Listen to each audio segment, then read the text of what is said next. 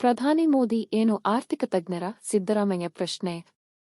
ಬೆಂಗಳೂರು. ಕಾಂಗ್ರೆಸ್ ಸರ್ಕಾರದ 5 ಗ್ಯಾರಂಟಿ ಯೋಜನೆಗಳನ್ನು ಟೀಕಿಸಿದ್ದ ಪ್ರಧಾನಿ ನರೇಂದ್ರ ಮೋದಿಯವರ ವಿರುದ್ಧ ತೀವ್ರ ವಾಗ್ದಾಳಿ ನಡೆಸಿದ ಮುಖ್ಯಮಂತ್ರಿ ಸಿದ್ದರಾಮಯ್ಯ ಅವರು ಮೋದಿ ಅವರೇನು ಆರ್ಥಿಕ ತಜ್ಞರ? ಎಂದು ಮಂಗಳವಾರ ಪ್ರಶ್ನಿಸಿದ್ದಾರೆ.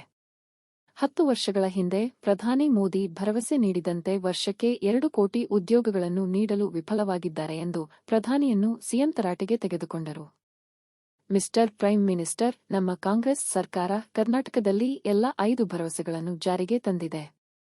ರಾಜ್ಯ ದಿವಾಳಿಯಾಗಿದೆ ಎಂಬ ನಿಮ್ಮ ಹೇಳಿಕೆ ತಪ್ಪಾಗಿದೆ. ವಾಪಸ್ ಪಡೆಯಿರಿ ಎಂದು ಹೇಳಿದರು.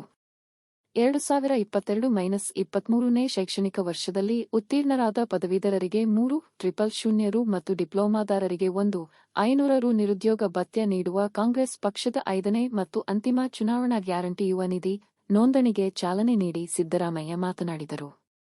ಮೋದಿ ಒಬ್ಬ ಅರ್ಥಶಾಸ್ತ್ರಜ್ಞರೇ? 5 ಖಾತರಿಗಳು ಜಾರಿಯಾದರೆ ಕರ್ನಾಟಕ ದಿವಾಳಿಯಾಗುತ್ತದೆ ಎಂದು ಹೇಳಿದ್ದರು. 5 ಖಾತರಿಗಳ ಅನುಷ್ಠಾನದಿಂದ ರಾಜ್ಯ ಆರ್ಥಿಕವಾಗಿ ಸದೃಢವಾಗಿದೆ ಎಂಬುದು ವಾಸ್ತವ ಎಂದು ಸಿದ್ದರಾಮಯ್ಯ ಹೇಳಿದರು. ನೀವು ನೀಡಿದ ಭರವಸೆಯಂತೆ ಪ್ರಧಾನಿ ಮೋದಿ ವರ್ಷಕ್ಕೆ 2 ಕೋಟಿ ಉದ್ಯೋಗಗಳನ್ನು ಸೃಷ್ಟಿಸಿದ್ದೀರಾ? ನೀವು 10 ವರ್ಷಗಳಲ್ಲಿ 20 ಕೋಟಿ ಉದ್ಯೋಗಗಳನ್ನು ಸೃಷ್ಟಿಸಬೇಕಾಗಿತ್ತು. ನೀವು ಎಷ್ಟು ಉದ್ಯೋಗಗಳನ್ನು ಸೃಷ್ಟಿಸಿದ್ದೀರಾ?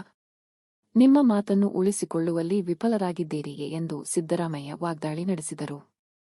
ಜನವರಿ 12ರಂದು ಶಿವಮೊಗ್ಗದಲ್ಲಿ 1 ಲಕ್ಷ ಯುವಕ ಯುವತಿಯರನ್ನು ಸೇರಿಸಿ ಯುವನಿಧಿ ಯೋಜನೆಗೆ ಚಾಲನೆ ನೀಡಲಾಗುತ್ತದೆ ಎಂದು ಮಾಹಿತಿ ನೀಡಿದ ಸಿಎಂ, ರಾಜ್ಯ ಸರ್ಕಾರದ ಇಲಾಖೆಗಳಲ್ಲಿ ಖಾಲಿ ಇದ್ದ ಉದ್ಯೋಗ ಭರ್ತಿ ಮಾಡುತ್ತೇವೆ.